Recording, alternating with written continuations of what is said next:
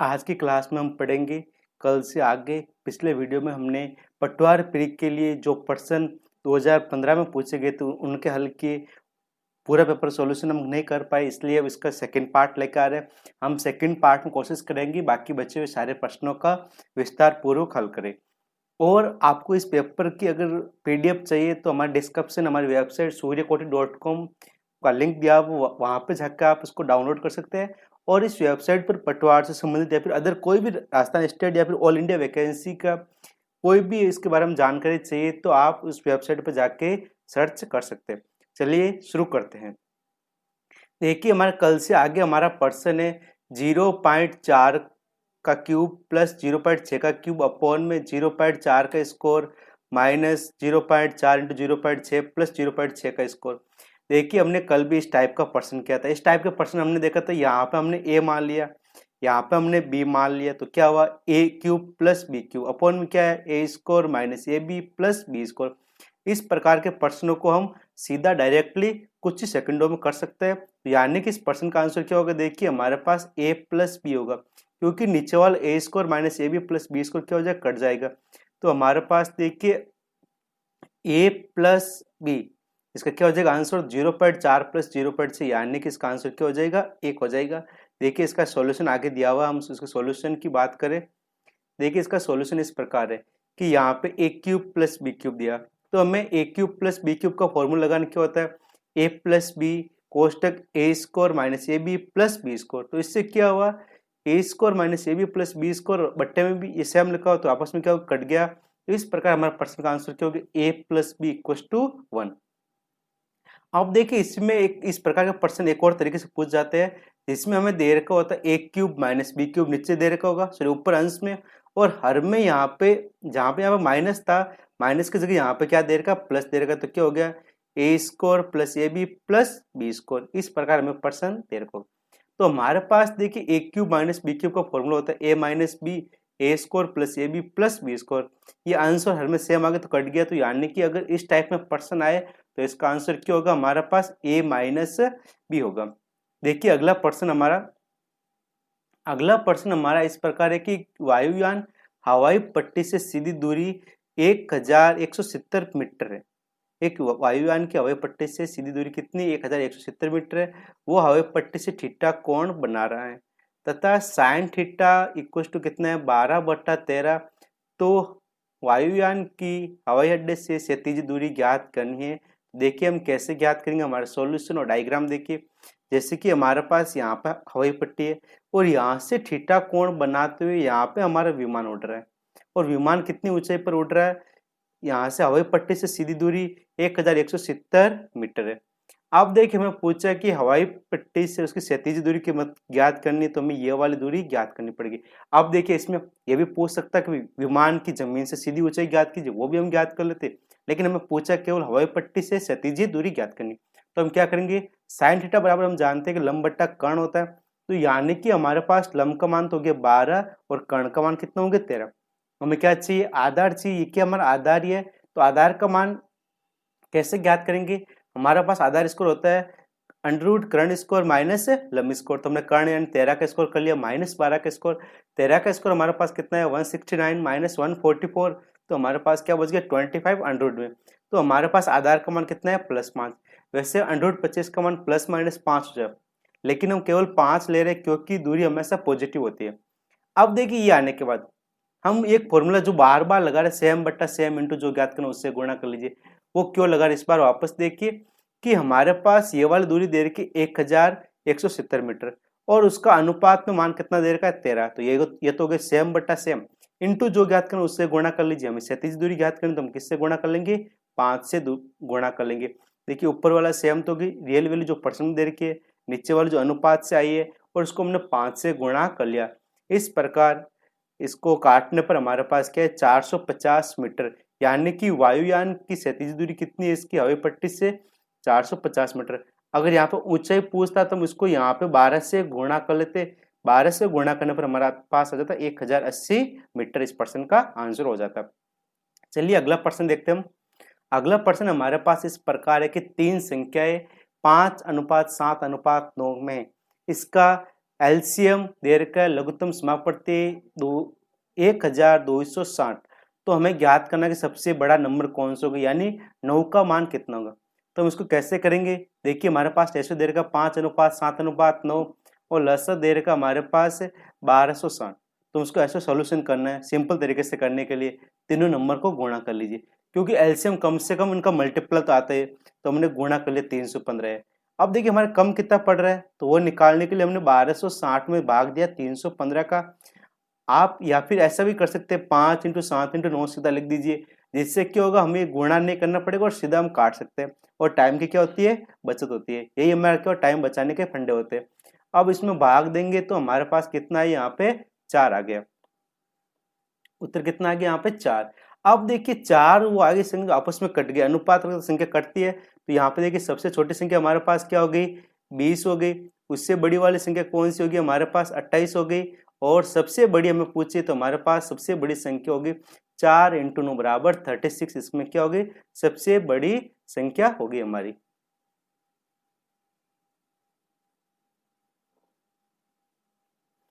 अब देखिए हमारे पास अगला प्रश्न है, बहुत ही आसान प्रश्न है। निम्नलिखित श्रेणी में आगामी संख्या कौन सी होगी। जैसे कि हमारे पास सीरीज दे रखी है 1, 2, 4, 7, 11, 16, और अगली श्रेणी हमारे पास अगला क्वेश्चन इसी प्रकार है। आगामी पूछी हमें, तो इसमें 3, 3, 6, 18 और 22 दे रखा। तो इसको हम कैसे करेंगे, तो देखिए बहुत आसान सीरीज है। पहली सीरीज देखिए 91 में ऐसा दे रखा है 1, 2, 4, 7, 11, 16। तो हम क्या करेंगे, देखिए एक बार कि यहाँ पे 1 से 2 में जा रहा है तो हमें क्या करना है, +1 करना पड़ता है। यहाँ पे हमें +2 हो रहा है, यहाँ पे हमारा +3 हो रहा है। ऐसे ऐसे सीरीज चली +4, +5, यहाँ पे तो हम क्या कर लेंगे +6। इस प्रकार इसका आंसर क्या हो गया, 16 + 6 हमारे पास क्या हो गया, 22 हो गया। अब अगली कड़ी में आए तो हमारे पास देखिए क्या दे रखा है, 3, 3, 6, 18, 72 और 360। अब देखिए देखने से पता चल रहा है 3 × 2 कितना हो रहा है, हमारे पास 6 हो रहे हैं। 6 × 3 कितना होगा, 18, 18 × 4 कितना हो गया, 72। यानी कि हमारे पास मल्टीपल चल रहा है 1 × 2 × 3 × 4 × 5। तो हम 72 को 5 से गुणा करेंगे तो हमारे पास उत्तर कितना है, 360% का क्या हो गया, आंसर हो गया। अब देखिए अगला प्रश्न बहुत ही आसान प्रश्न है, हम इसको सीधा ही विकल्पों की सहायता से कर सकते हैं।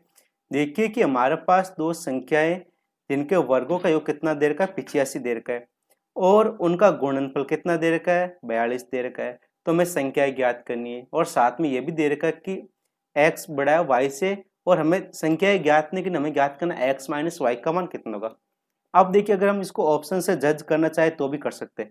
कैसे करेंगे, बिना ऑप्शन देखते पहले तो एक बार कि यहाँ पे वर्गों का योग 85 दे रखा है, यानी कि कोई भी वर्ग हो जो देखिए 10 का वर्ग उससे होगा, मतलब 9 से ज्यादा नहीं होगा।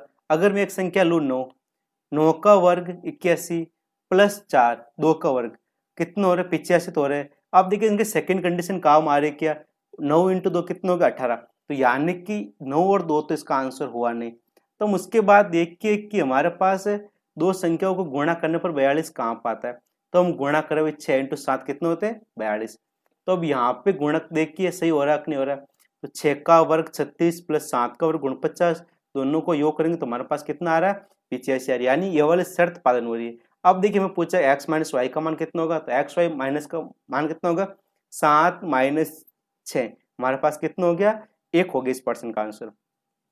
देखिए हमने तरीके से किया, वही तरीका लगाया हमने कि भाई हमने यहाँ पे क्या कर लिया, x² + y² बराबर 85 दे रखा है, और x × y हमारे पास कितना दे रखा है, 42 दे रखा है।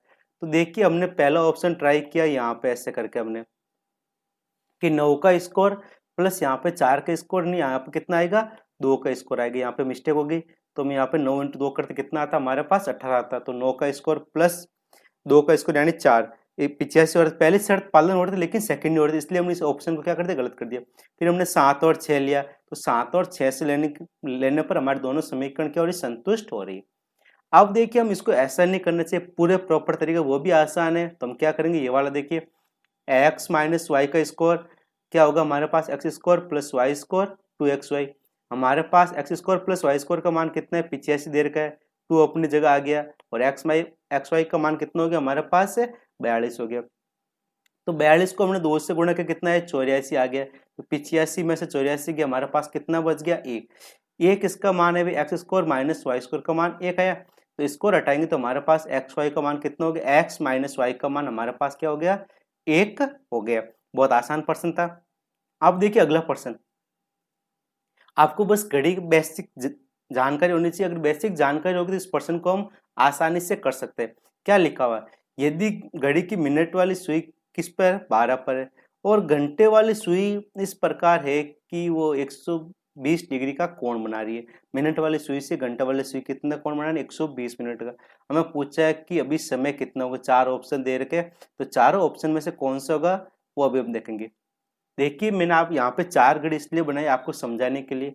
अगर देख लिए मतलब अगर हमारा मिनट वाला सुई है ना किस पे हो, 12 पे, और घंटे वाली सुई 1 पे हो, तो कितनी बचती है, 1 बचती है। और कोण हमेशा 30 डिग्री का बनता है, ये हमें याद रखना होगा। ये याद होगा तो हम आसानी से कर पाएंगे। वही अगर 2 बजे की बात करें तो दोनों के बीच का कोण कितना होगा, 60 डिग्री कोण होगा। 3 बजे की बात करें दोनों के बीच का कोण कितना होगा, 90 डिग्री होगा। और 4 बजे की बात करें तो दोनों के बीच का कोण कितना होगा, 120 डिग्री। यानी कि इस प्रश्न का आंसर हमारे पास कितना हो गया, 120 डिग्री हो गया। अब देखिए बहुत आसान प्रश्न है, इसको हमने 2 तरीके से करने का प्रयास किया, दोनों ही तरीका आसान है, लेकिन आप इसको बिना पेन टच किए करने का प्रयास कीजिए, आपको प्रश्न करने में आसानी होगी, सहूलियत भी होगी। प्रश्न इस प्रकार है, एक कक्षा के 34 विद्यार्थियों का औसत भार कितना है, 46.5 kg है। यदि अध्यापक का भार भी जोड़ लिया जाए तो औसत 500 ग्राम बढ़ जाता है। औसत कितना बढ़ रहा है, 500 ग्राम। तो अध्यापक का भार ज्ञात कीजिए। देखिए हमने इसको 2 तरीके से करने का प्रयास किया। पहला वाला तरीका आपको बड़ा लग रहा है लेकिन है बहुत आसान है। कैसे, आदत हमने प्रश्न लिख दिया कि पहला देर का विद्यार्थी को वजन 46.5।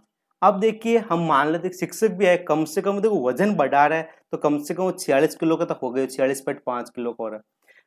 अब देखिए प्रत्येक का वजन 500 ग्राम बढ़ रहा है, 34 विद्यार्थियों का प्लस खुद का, क्योंकि हमने उसको क्या माना, 46.5 ही माना।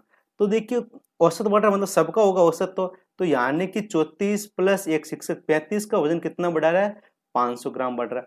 तो भाई कुल वजन में कितनी वृद्धि हुई, तो 500 ग्राम को हम 35 से गुणा कर लीजिए, हमारे पास कितना हो गया, 1750 ग्राम। यानी कि 17.5 किलो वजन बढ़ गया। अब देखिए 17.5 किलो वजन क्यों बढ़ गया, क्योंकि ये शिक्षक का वजन था जो विद्यार्थी के वजन से ज्यादा था। तो हम ऐसा कर लेंगे 46.5 में जोड़ लेंगे 17.5, तो हमारे पास 64 kg आ जाएगा। हम इस प्रकार इस प्रश्न को बिना पेन छुए भी कर सकते क्योंकि इसमें कोई गुणा करना कोई बड़ी बात नहीं थी। यहाँ पे बड़ा इसलिए हुआ कि हमने इसको पूरा आपको लिख के बताया, इसलिए इस प्रश्न को हमें पूरा बड़ा करना पड़ा। आप ऐसा नहीं करनी चाहो तो दूसरा तरीका हमारे पास कि अभी 34 का औसत कितना था, हमारे पास 46.5, और 35 का औसत हो गया 500 ग्राम बढ़ गया, तो हमारे पास कितना हो गया, 47 हो गया। अब देखिए शिक्षक का वजन ज्ञात करना है, तो 35 के वजन में से 34 का वजन ज्ञात कर लीजिए। तो हमने 35 का टोटल वजन ज्ञात कर लिया, 35 इंटू 47 किया तो हमारे पास आ गया 1645, और हमने गुणा किया 34 इंटू 46.5 तो हमारे पास कितना हो गया, हमारे पास हो गया 1581। इस प्रकार इस प्रश्न का आंसर यहाँ पे भी कितना हो गया, 64। आप दोनों ही तरीके से करना चाहो तो बेटर होगा। मेरे हिसाब से आप पहला तरीके से कीजिए, आपको प्रश्न करने में आसानी हो जाएगी और टाइम की भी क्या होगी, बचत होगी। अब देखिए हमारे पास अगला प्रश्न है, किसी भिन्न के अंश और हर में प्रत्येक में एक जोड़ने पर भिन्न का मान कितना हो जाता है, हमारे पास 2/3, और हर और अंश में से प्रत्येक में से एक घटाने पर भिन्न हमारे पास कितनी हो जाती है, 1/2। तो भिन्न क्या होगी, देखिए जब कभी भी ऐसा प्रश्न है तो हमें सीधा विकल्प काम लेने, विकल्पों से क्या होगा, हमें कोई भी समीकरण बनाने की जरूरत नहीं पड़ेगी। जैसे कि हमारे पास पहला विकल्प है 2/5, तो हम देख रहे हैं कि संतुष्ट कर रहा है कि नहीं कर रहा है। पहली शर्त बोल रही कि अंश और हर में एक एक जोड़ना, तो हमने अंश और हर में एक जोड़ दिया, 2 + 1 3 हो गया, 5 + 1 6 हो गया। यानी कि इस प्रकार ये भिन्न क्या बन रही है, 3/6, यानी कि 1/2, जबकि हमें क्या चाहिए, 2/3। ये हमारा क्या हो गया, पहला ऑप्शन फेल हो गया। हमें दूसरा तरीका जज करने की जरूरत है, ये हमें चेक करने की जरूरत भी नहीं है। अब देखिए हमारे पास सेकंड विकल्प इस प्रकार है कि दे रखा है 3/5 हमारे पास भिन्न है। इसमें हमने अंश में भी एक जोड़ा, हर में भी एक जोड़ा, तो 3 + 1 कितने हो गए, 4, 5 + 1 हो गए 6। इसको हमने 2 की टेबल से काटा तो हमारे पास कितना हो गया, 2/3। यानी कि पहली शर्त तो पालन हो रही है। अब देखिए सेकंड शर्त पालन होती है कि नहीं होती है, तो हम सेकंड शर्त के लिए क्या करेंगे, अंश और हर में से एक एक घटाएंगे। तो घटाइए अंश और हर में से एक एक, तो 3 में से 1 गया, पीछे बच गया 2, 5 में से 1 गया, पीछे बच गया 4, यानी कि हमारे पास पिन आ गई 2/4। इसको हल करने पर क्या आई 1/2, यानी कि ये वाला विकल्प हमारा सही है। तो इस प्रश्न का आंसर क्या हो गया, ऑप्शन बी हो गया। अब देखिए हम इसको ऐसा नहीं करना चाहिए, तो कोई बोलते हम प्रॉपर तरीके से करेंगे, तो प्रॉपर तरीका होगा, मान लीजिए बिन हमारे पास क्या है x/y, पहली शर्त क्या है इसमें +1 करना तो 2/3 आ रही है, और सेकंड शर्त में -1 करना तो हमारे पास क्या हो रही है 1/2। अब दोनों समीकरणों को हल करने पर आपको इस प्रश्न का क्या होगा, पूरा आंसर मिलेगा, लेकिन इसमें आपके टाइम की बहुत ज्यादा वेस्टेज हो जाएगी। देखिए अगला प्रश्न आसान है, विमल और अरुण की आयु का अनुपात 3:5 है, उनका योग 80 दे रखा है, तो 10 वर्ष बाद इनकी आयु का अनुपात कितना होगा। बेहद ही आसान है, देखिए कैसे करेंगे। दे रखा है विमल और अरुण की आयु का अनुपात कितना दे रखा है 3:5, और योग दे रखा है 80।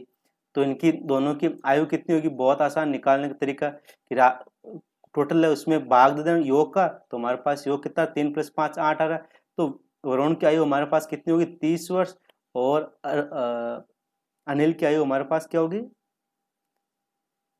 देखिए विमल की आयु हमारे पास होगी कितनी 30 वर्ष, और अरुण की आयु हमारे पास कितनी होगी 50 वर्ष, यानी 3:5 आ रहा है।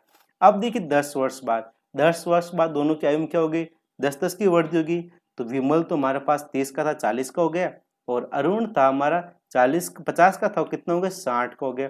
तो अब दोनों का अनुपात निकालेंगे, तो क्या करेंगे दोनों में 20 का भाग दो, तो 20 का भाग देने पर हमारे पास क्या आ गया भाई 2/3, इस प्रश्न का आंसर हो गया हमारे पास। चलिए अगला प्रश्न देखते हैं, ये भी बेहद आसान प्रश्न है, इसको हम बिना पेन छुए भी कर सकते हैं। हमारा हाइट एंड डिस्टेंस चैप्टर देखिए, उसमें हमने बेसिक रेशियो बताया, आप बेसिक रेशियो याद होगी तो आपको इस प्रश्न को करने में कोई भी टाइम नहीं लगेगा, सीधा आप कर सकते हैं। प्रश्न इस प्रकार है, नदी के एक किनारे पर स्थित पेड़ की चोटी से नदी के दूसरे किनारे का उन्नयन कोण कितना है, हमारे पास 60 डिग्री, और इससे 20 मीटर दूर बिंदु से उन्नयन कोण कितना हो गया, हमारे पास है 30 डिग्री हो गया। तो मैं पूछा भाई नदी की चौड़ाई कितनी है, तो देखिए हम पहले इसका डायग्राम बना ले, डायग्राम से क्या होगा आपको समझने में आसानी हो जाएगी। इसका डायग्राम इस प्रकार है, देखिए यहाँ पे हमारा पेड़ है, आई बात समझे, और यहाँ पे ये नदी है भाई, नदी के दूसरे सिरे ये वाला सिरा हो गया, इससे कोण कितना है 60 डिग्री। अब बोल रहा उससे 20 मीटर अधिक, तो हमने उससे 20 मीटर अधिक ये वाला ले लिया, उस बिंदु पर ये बिंदु आ गया हमारे पास, यहाँ से कोण कितना है 30 डिग्री। अब दे रखा भाई ये वाली दूरी हमारे पास 20 है, तो मैं ये वाली दूरी यानी नदी की चौड़ाई ज्ञात करनी है, तो हम कैसे करेंगे, हम जानते हैं कि अगर 60 डिग्री और 30 डिग्री हो तो इनका रेशियो होता है 1:2, 1:2। अब देखिए 2 का मान हमारे पास कितना है 20 दे रखा है, तो 1 का मान कितना हो जाएगा 20/2, यानी कि 10, इस प्रश्न का क्या हो गया आंसर हो गया। नदी की चौड़ाई कितनी हो गई 10 मीटर। इस प्रश्न को करने में कोई भी टाइम नहीं लग रहा है, हम आसानी से कर पा रहे हैं, कल से भी स्पीड में कर रहे हैं। अब देखिए अगला प्रश्न बेहद आसान प्रश्न है, 8वीं कक्षा के लेवल का है।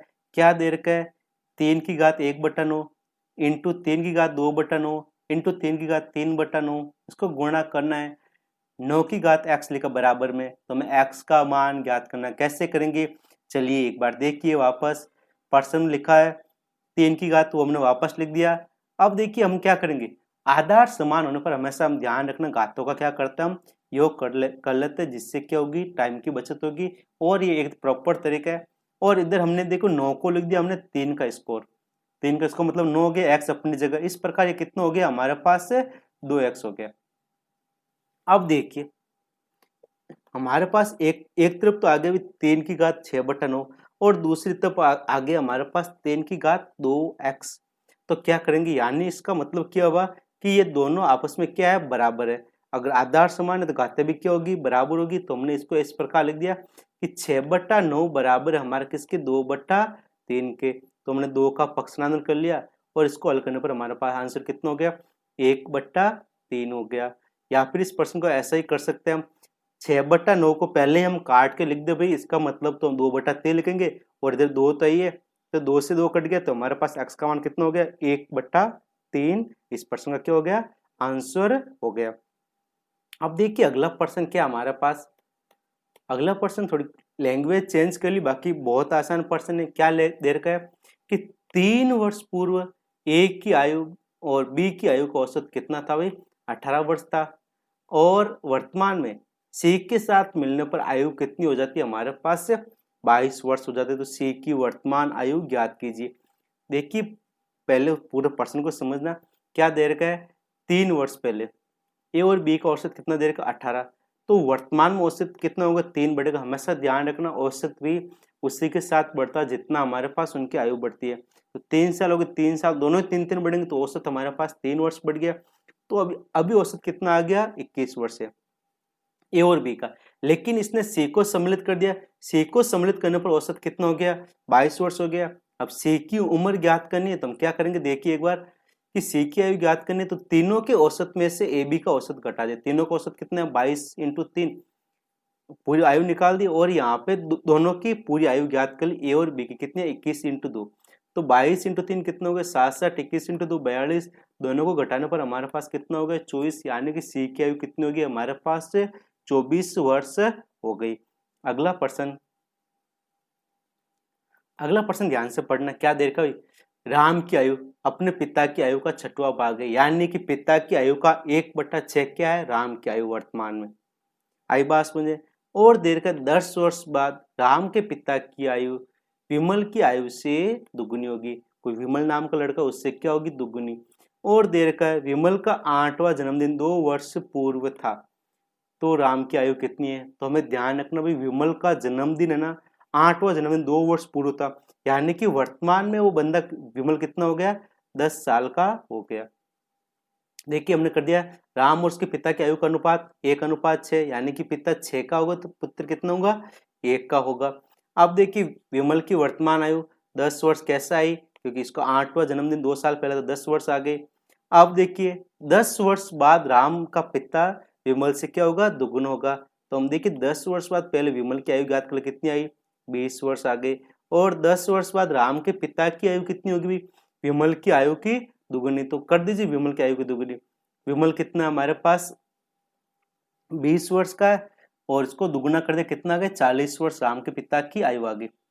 40 वर्ष कब आई 10 साल बाद, तो यानी कि वर्तमान में कितना अभी 10 वर्ष कम कर दो 30 वर्ष उसकी क्या है उम्र है। अब 30 वर्ष उम्र है तो अब ज्ञात करना राम की आयु, तो हमने अभी बताया कि भाई राम की आयु उसके पिता की आयु का 6वां भाग यानी कि 1/6, तो हमने इसको क्या कर लिया 1/6 ज्ञात कर लिया, 30 का 1/6 यानी कि 5 वर्ष का क्या हो गया आंसर हो गया। राम की आयु कितनी होगी भी 5 वर्ष आ गए। अब देखिए अगला सवाल वेन आर एक प्राधान्य रीजनिंग में पूछ जाता है। अब यहाँ पे पूछ ले तो हम यहाँ पे कैसे करेंगे, तो देखने एक बार क्या दे रखा है, एक कक्षा में 80% विद्यार्थी अंग्रेजी में और 85 गणित में पास हुए और 75% दोनों में पास हुए, और साथ में ये भी दे रखा 40 विद्यार्थी, बाकी तो प्रतिशत में दे रखा, यहाँ पे संख्या में दे रखा 40 विद्यार्थी दोनों में अनुत्तीर्ण हुए। तो हमें ज्ञात करना भी कुल परीक्षार्थियों की संख्या, यानी कि परीक्षा में कुल कितने विद्यार्थी बैठे। अब देखिए हम इसको वेन आरेख से करें, हमने क्या किया 2 सर्किल बना दिए। 2 सर्किल इस प्रकार बनाए कि इसमें बीच में कुछ पार्ट कॉमन रख दिया। कॉमन क्यों रखा कि प्रश्न में दे रखा भी कुछ विद्यार्थी दोनों विषय में पास हुए। पहला पार्ट हमने इंग्लिश का बना दिया, दूसरा मैथ्स का।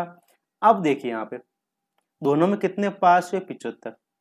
अब हमें प्रश्न में दे रखा भी इंग्लिश में कितने पास हुए 80 पास हुए।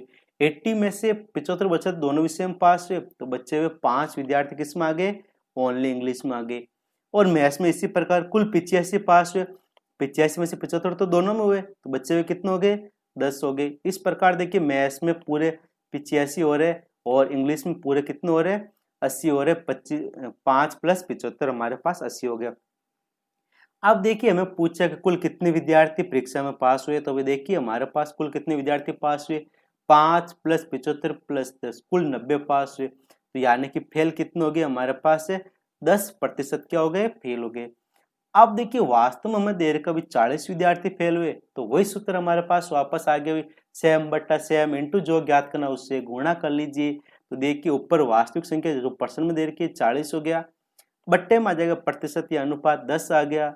अब हमें ज्ञात करना भी कुल परीक्षार्थी, तो हमने 100 माना, तो हमने इसको किससे गुणा कर लिया 100 से, 1 0 से 1 0 कट गया, तो 4 × 100 हमारे पास कितने हो गए 400 विद्यार्थी इस प्रश्न का क्या हो गया आंसर हो गया। अब देखिए अगला प्रश्न है, लैंग्वेज चेंज कर ली लेकिन आसान प्रश्न है। इस प्रश्न को देखिए बी किसी कार्य को निश्चित समय में करता है, इसके 3/4 समय में ए इसका 1/2 काम करता है। यदि दोनों मिलकर उसको 18 दिन में कर लेते, बी अकेला उसको कितने दिन में करेगा? देखिए एक बार हमने इसको मान लिया भाई पहले कि बी काम करता है 4 घंटे में एक काम। हमने 4 ही इसलिए माना कि पर्सन में दे रखा है कि ए है ना, इसका 3/4 से मिलेगा, इसलिए हमको काटने में आसानी, इसलिए हमने इसका क्या कर लिया, 4 ही लिया।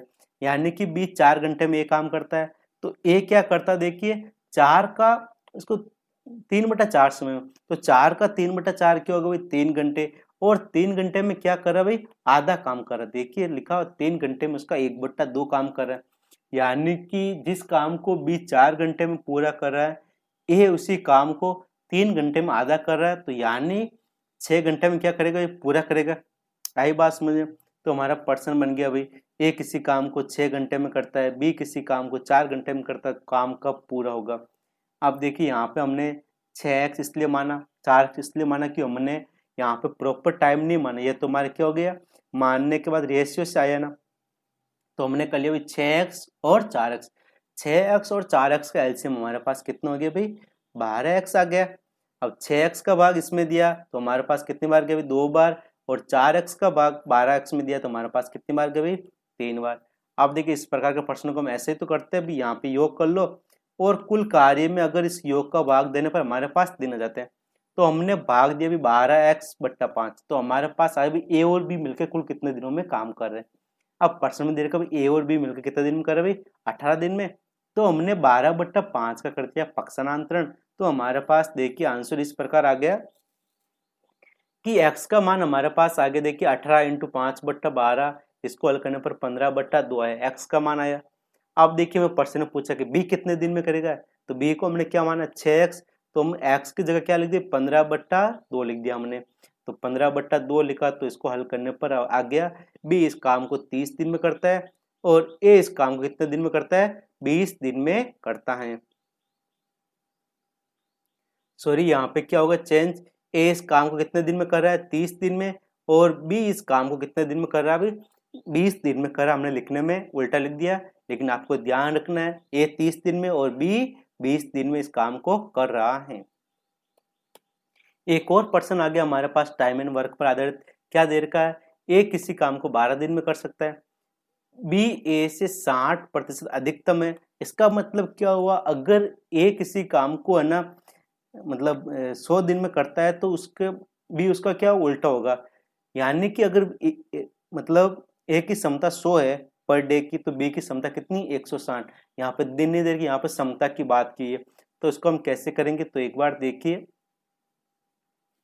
हमने मान लिया कि ए की क्षमता कितनी हमारे पास 100 है, तो बी की क्षमता हमारे पास कितनी आएगी, 160। ये दिन हमने नहीं किए, हमारे पास ये क्या आ गई क्षमता। तो इसको हम इस प्रकार मान सकते हैं कि 12 आदमी किसी काम को 100 दिन में करते हैं, तो 160 आदमी उसको कितने दिन में करेंगे। इस प्रकार मान के इसको हल कीजिए कि 12 × 100/160। इसको हल करने पर देखिए 0 से 0 हमने काट दिया, उसके बाद 12 से हमने इसको काट दिया, किसको, 16 को, किसके पार्ट से, 4 के पार्ट से, तो 3/4 आ गया। अब इसको हल करने पर 30/4 यानी कि 15/2 यानी कि 7 से 1/2 दिन इस प्रश्न का क्या हो गया, आंसर हो गया हमारे पास। अगला प्रश्न है हमारा इस प्रकार, बहुत ही आसान प्रश्न, पाइप एंड टैंक पर आधारित हो गया कि एक टंकी को 2 नल क्रमशः 45 घंटे और 30 घंटे में भर सकते हैं। दोनों नल एक साथ खोल दिए जाए तो टंकी कितने टाइम में भरेगी। देखिए बहुत आसान प्रश्न है हमारे पास, 45 और 30 में भर रहे, इनका एलसीएम हमारे पास कितना हो गया, 90। 45 का भाग 90 में कितनी बार गया, 2 बार, और 30 का भाग 90 में कितनी बार गया, 3 बार। दोनों को हमने जोड़ लिया, यानी कि पर घंटे इसको 5 यूनिट में भर रहे हैं, तो पूरी टंकी को भरने में समय लगेगा 90/2, 90/5 यानी कि 18 घंटे में ये टंकी हमारी क्या हो जाएगी, बढ़ जाएगी। आप देखिए हमारे पास अगला प्रश्न है कि व्यक्ति 45 किलोमीटर प्रति घंटा की चाल से कार चलाता हुआ अपनी यात्रा 6 घंटे में पूरी करता है, वो इसे 5 घंटे में पूरी करनी चाहिए, तो उसको गति कितनी करनी पड़ेगी। अब देखिए समय कम कर रहा है तो हम जानते हैं कि ऑब्वियसली उसकी स्पीड बढ़ानी पड़ेगी, तो हमारे पास इसकी बढ़ी हुई स्पीड क्या होगा, आंसर होगा। देखिए आंसर क्या होगा हमारे पास, 45 किलोमीटर प्रति घंटा से 6 घंटे में कर रहा है, अब कर रहा है अभी 5 घंटे में इसको पार करनी है, तो हमें स्पीड ज्ञात करनी है। तो देखिए स्पीड का सूत्र क्या होता है हमारे पास, दूरी बटा समय। अब दूरी हम कैसे ज्ञात करेंगे, दूरी इसको गुणा कर लेंगे, स्पीड को समय से गुणा कर लीजिए तो हमारे पास क्या होगी दूरी। अब देखिए हमने इसको सीधा गुणा के रूप में लिखा, कारण कि हमें टाइम बचाना, देखो 45 इंटू 6 करते बड़ी संख्या आती वो इसमें भाग देंगे तो और भी टाइम लगता है, तो इसको आप सीधा ही लिख दिया करो, गुणा करने की हमें पूरी जरूरत नहीं होती है। तो हमने देखिए 45 इंटू 6 किया तो हमारे पास क्या होगी, देखिए 5 का भाग 45 में दिया, कितनी बार गया भाई 9 बार गया, और 9 को हमने 6 से गुणा कर लिया, हमारे पास कितना हो गया 9 छंगा की 54 किलोमीटर प्रति घंटा। इस प्रश्न का क्या हो गया हमारे पास से आंसर हो गया।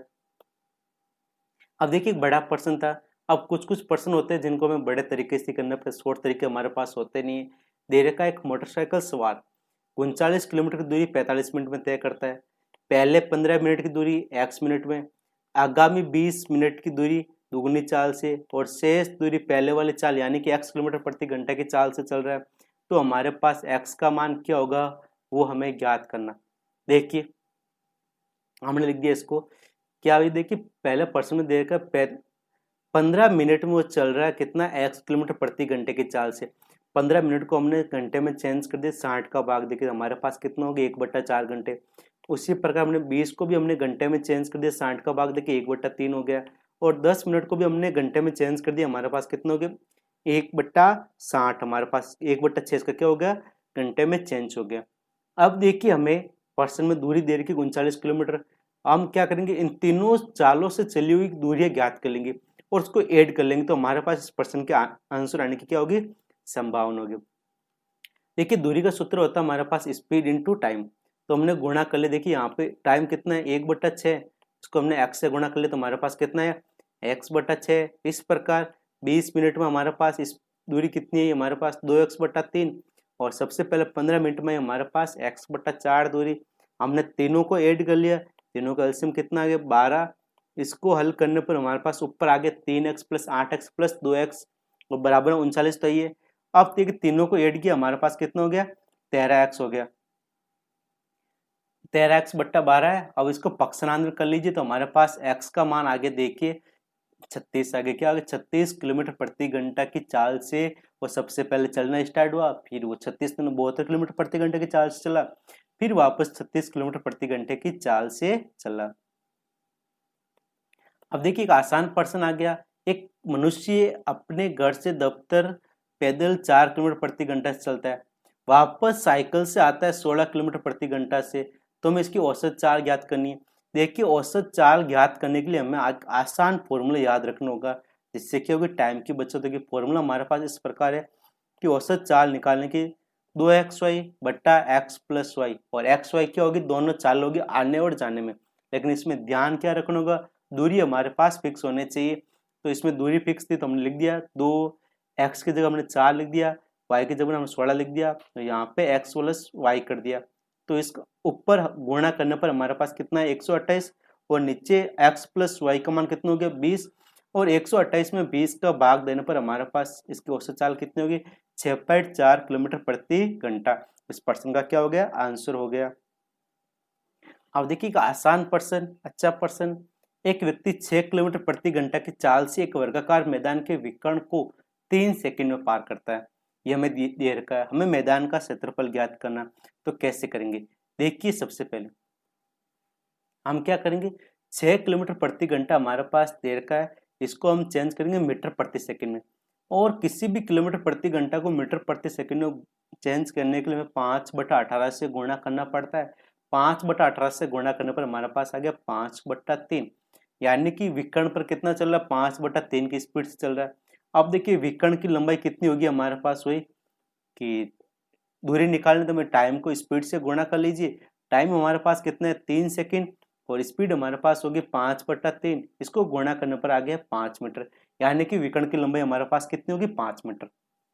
अब आपको एक फॉर्मूला याद रखना है, अगर हमारे पास विकर्ण दे रखा हो और वर्ग का क्षेत्रफल ज्ञात करना हो तो उसका सूत्र होता है विकर्ण का स्क्वायर बट्टा 2, विकर्ण का स्क्वायर बट्टा 2 करने पर इस प्रश्न का क्या हो गया आंसर हो गया। अब विकर्ण का मान कितना है 5, तो हमने 5 का स्क्वायर कर दिया 25/2, यानी कि इस मैदान का क्षेत्रफल कितना हो गया 12.5 वर्ग मीटर। इस प्रश्न का क्या हो गया आंसर हो गया। अब देखिए अगला प्रश्न बहुत आसान प्रश्न है। अगला प्रश्न हमारे पास इस प्रकार है, यदि एक पोल की समतल पर छाया की लंबाई पोल्स की लंबाई से दुगनी है, तो सूर्य का उन्नयन कोण कितना होगा? 30 डिग्री, 45, 60, या फिर इनमें से कोई नहीं।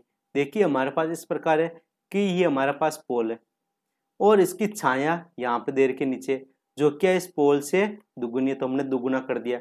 तो देखिए हमारे पास एक सूत्र होता है टेन थीटा। टेन थीटा का मान होता है लंब बट्टा आधार। लंब बट्टा आधार आ रहा है टेन थीटा का मान, तो 1/2। अब देखिए टेन की टेबल में 1/2 कहीं पे भी नहीं होता है, तो यानी कि इस प्रश्न का क्या हो गया? इनमें से कोई नहीं, ना 45 होगा, ना 30 होगा, ना 60 डिग्री होगा। हमारा अगला प्रश्न है आसान प्रश्न। किसी धन का 4 वर्ष में साधारण ब्याज उसके मूलधन का 1/5 है, तो वार्षिक ब्याज की दर कितनी होगी? तो देखिए इस प्रश्न को कैसे करेंगे। ऐसा प्रश्न में दे रखा किसी 4 वर्ष में ब्याज कितना है, प्रिंसिपल का मूलधन का कितना 1/5 है। हमने प्रिंसिपल को 100 मान लिया, तो हमारे पास ब्याज कितना होगा 4 वर्ष का, इसका 1/5 यानी कि 20 रुपये आ गया। हमें दर ज्ञात करनी है, तो दर का एक तो प्रॉपर सूत्र होता है हमारे पास कि सबसे पहले ब्याज इंटू 100 बट्टा समय इंटू मूलधन। अब देखिए हम 100 से लिखने की जरूरत नहीं, क्योंकि हमने 100 माना, तो ऑब्वियसली पता है 100 से 100 कटना है, तो आप इसको सीधा 20/4 बराबर 5% लिख के भी इसको आसानी से हल कर सकते हैं। हमारे पास इस प्रश्न का आंसर कितना हो गया? 5%। अब देखिए हमारे पास अगला प्रश्न है किसी धन का चक्रवृद्धि ब्याज 2 वर्ष में मिश्र धन कितना हो गया भाई? 3,840 रुपये हो गया, और 3 वर्ष में मिश्र धन हमारे पास हो गया 4,096 रुपये। तो ब्याज की हमें दर ज्ञात करनी है, तो ब्याज की दर हम कैसे ज्ञात करेंगे? देखिए एक बार, देखिए 2 वर्ष का अमाउंट यानी मिश्रधन दे रखा है और 3 वर्ष का भी दे रखा है। अब ध्यान रखना चक्रवृद्धि ब्याज में मिश्रधन अगर 1 साल में कुछ बढ़ा है तो वो क्या बढ़ा, उसमें एसआई की वृद्धि, उसमें जो ब्याज दिख रहा है वो ब्याज ही आया इस पे। अब देखिए 1 साल में कितना ब्याज मिल रहा है इसको? 256 रुपये मिल रहे हैं। अब 1 साल का ब्याज, 1 साल का साधारण ब्याज और चक्रवृद्धि ब्याज हमेशा बराबर होता है, तो हमने यहाँ पे साधारण ब्याज वाला फॉर्मूला लगा दिया।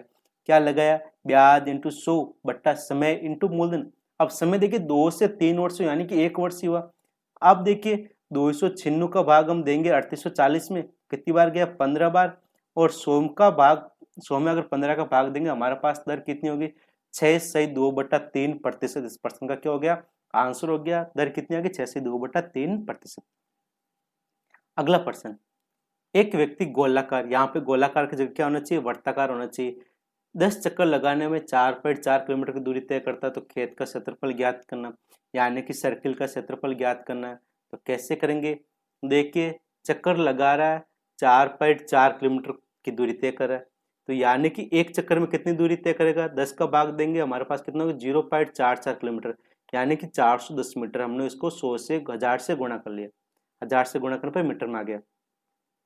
अब देखिए पूरा चक्कर लगा रहे हैं, यानी कि 440 इसकी क्या होगी? परिधि होगी। तो हमें क्षेत्रफल ज्ञात करने के लिए हमें क्या ज्ञात करनी पड़ेगी? त्रिज्या ज्ञात करनी पड़ेगी 2πr में से। r का मान कितना हो गया? परिधि बट्टा 2π, तो 7 ऊपर चला गया।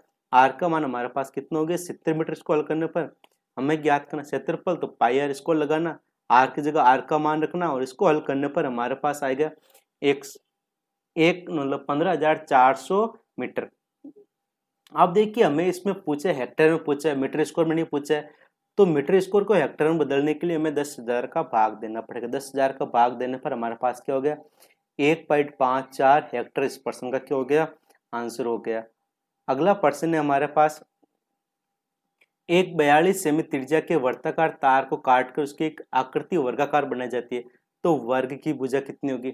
तो देखिए कभी भी आकृति चेंज कर तो हमेशा ध्यान रखना परिधि हमेशा क्या होती है? बराबर होती है। अब देखिए 42 सेमी, इस वर्ग की क्या होगी? परिधि होगी, सॉरी इस वर्ग की क्या होगी? त्रिज्या होगी। हमें इसकी परिधि ज्ञात करनी है, तो 2πr का सूत्र लगाया, तो परिधि हमारे पास कितनी आ गई? 264 आ गई। 264 क्या होगा? इसका परिमाप भी हो गया, और परिमाप से अगर भुजा ज्ञात करें, इसमें 4 का भाग दीजिए, हमारे पास क्या आ जाएगा? भुजा आ जाएगी, और 4 का भाग देने पर हमारे पास क्या हो गया? 67 मीटर। इस प्रश्न का क्या हो गया? आंसर हो गया। अब देखिए 17% हमने सॉल्यूशन नहीं किया है, आपको खुद को ही करना है। इसमें क्या करना है? इसके 5 पार्ट है, पांचों पार्ट को इसको अलग अलग क्षेत्रफल ज्ञात करना है, अलग अलग क्षेत्रफल ज्ञात करने को करके इसको जोड़ देना। इस प्रकार इस प्रश्न का आंसर मेरे पास मिल जाएगा। हमारे पास 118वां प्रश्न है इस प्रकार कि किस वर्ग की अधिकतम जनसंख्या है। अब देखिए हम टेबल में देख रहे हैं अधिकतम जनसंख्या हमारे पास आ रही है भाई 15 वर्ष तक 30%। अब देखिए यहाँ पे कहीं पे भी ऑप्शन विकल्प में 15 वर्ष तक नहीं दे रखा है, तो इस प्रश्न का आंसर हमारे पास क्या हो गया, इनमें से कोई नहीं, चौथा विकल्प हमारे पास है राइट हो गया। अब देखिए हमारे पास 19वां प्रश्न 119वां कि अगर प्रत्येक 10,000 पर 25 वर्ष तक के विद्यार्थी मतलब व्यक्तियों की संख्या कितनी होगी। अब देखिए 25 वर्ष तक कितना आ रहा अनुप्रतिशत, ये हमें जोड़ लेना, 30 प्लस 17.5 तो हमारे पास कितने हो गए 47.75 हो गया। अब इसमें ज्ञात करना है 10,000 में से ये जनसंख्या कितनी होगी, तो हमें 10,000 का 47.47% निकालना है। तो यहाँ पर सीधे ही देख लो, यहाँ पर 47.47 आ रहा है, तो इसका आंसर क्या हो गया 4,775 जनसंख्या है। अब देखिए हमारे पास अंतिम प्रश्न है कि नौकरी और परिवहन में लगे हुए व्यक्तियों का योग इनमें से किसके बराबर है। तो यहाँ पे देखिए नौकरी कहाँ पे, यहाँ पे कितना है 120 और परिवहन दे रखा है हमारे पास कितना है 24। इनको योग करने पर हमारे पास कितना आ रहा है 44 आ रहा है। हमें ज्ञात करना है भी और कौन से बराबर है, तो इसमें से इन दोनों को जोड़कर हम देख लेते हैं एक बार कि 36 प्लस 108 कितना होगा हमारे पास, 36 प्लस 108 जोड़ने पर हमारे पास क्या हो जाएगा 144। यानी कि व्यापार और कृषि, व्यापार और कृषि कौन सा विकल्प है हमारे पास 3। इस प्रश्न का आंसर हो गया कृषि और व्यापार का योग परिवहन और नौकरी के बराबर है। चलिए हमारा पेपर कंप्लीट होता, गणित के हमने सारे प्रश्न कर लिए। इसी प्रकार हम आगे भी प्रश्नों को परीक्षा में पूछेंगे, फिर भी पेपर को हल करेंगे और आपको हमारा अनुभव बांटेंगे। जय हिंद जय भारत।